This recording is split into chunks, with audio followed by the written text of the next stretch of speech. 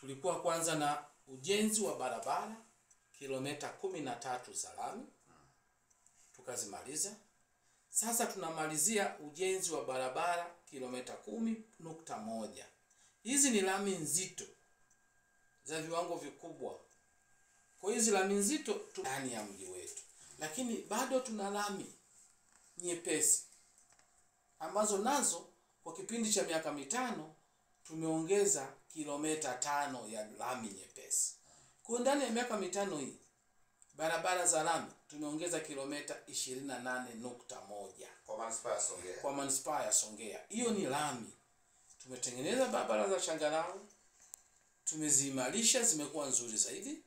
Tumetengeneza barabara za vumbi na zinapitika sasa, lakini tumejenga vivuko na madaraja ya kutosha. Kwa hiyo unaona kwenye miundombinu ya barabara tumefanya vizuri. Lakini tumeongeza kitu kimoja ambacho kimeandika historia katika mji wetu. Kwa mara ya kwanza tumekuwa na taa za kuongozea magari. Tumezoea kuziita traffic lights, lakini kwa Kiswahili ni taa za kuongozea magari. Unafika pale unakuta taa nyekundu inawaka. Maana yake inakwambia simama. Ikiwaka ya kijani pita. Bomba mbili zipo. Matalawe zipo. Pale katikati ya mji pale Sodeko zipo. Taa hizo zimeshaanza kufanya kazi. Ombi langu tu kwa watumiaji wazileta, na hasa ndugu zetu wa bodaboda na bajaji, tuheshimu taa zile. Tusivuke kwenye taa nyekundu, kwa sababu ndivyo sheria inavyotaka na ustaarabu unavyotaka. Na ndio mji wenyewe kukua. Sasa ukishaona mji unakuwa na taa ambazo hazikuwepo, ndio unaelekea kwenye jiji hapo. Ndio tunakuwa hivyo. Lakini kwenye miundombinu hatujamaliza bado. Kwa sababu miundombinu tunakwenda mpaka kwenye uwanja wa ndege. Ndio. Ni sehemu ya miundombinu. Leo nimeona juzi kwa mara ya kwanza ndege ikitua usiku. Unakumbuka miaka 5 iliyopita uwanja ule tuliufunga. Tuliufunga kwa ajili ya ukarabati na kuongeza urefu. Sasa hivi tumeongeza urefu. Urefu wa ule uwanja ni kilomita 1.8. Hiyo ni eneo la kutua. Ukichanganya na yale maeneo ya dharura ya pembeni, tunafika kama kilomita 2.2. Ni uwanja sasa wenye heshima yake. Lakini hatujafishia hapo. Tumeweka na taa ili kuruhusu ndege kutua masaa 24. Hivi sasa tumeshaona kwa mara ya kwanza ndege imetua usiku. Imetua usiku Songea. Watu wakawa wanashangaa ni kitu gani hiki, lakini ndio ndege inaingia usiku. Kwa hiyo tumefanikiwa pia kwenye miundombinu ya viwanja vya ndege. Ndege zinatua usiku sasa.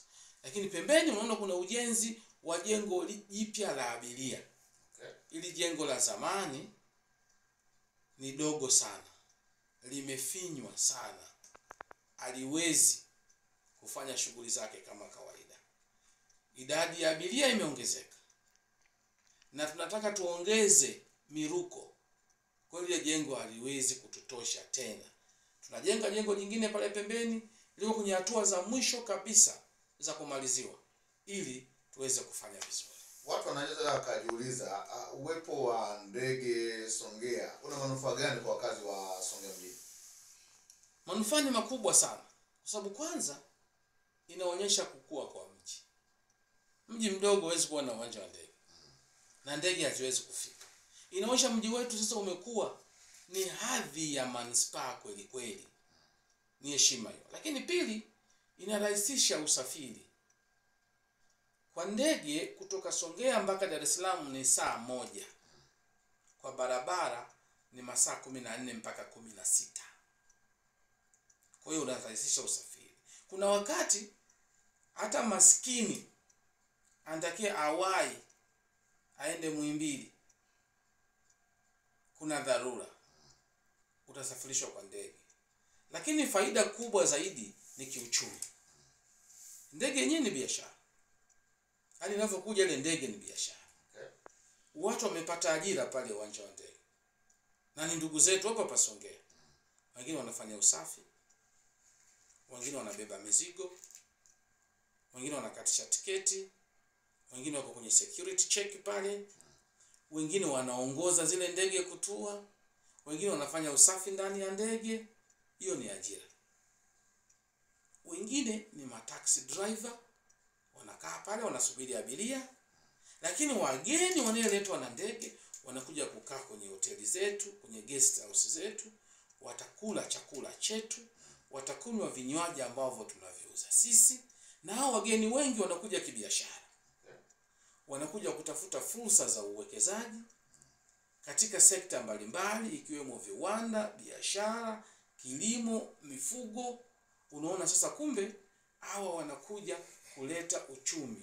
Ile ndege ni dubwasha linalotuletea uchumi katika mji wetu. Kwa hiyo faida za ndege zile ni kubwa, hata kama wewe haupandi ile ndege. Kwa sababu wewe haupandi ndege, lakini wewe una sehemu unauza chakula.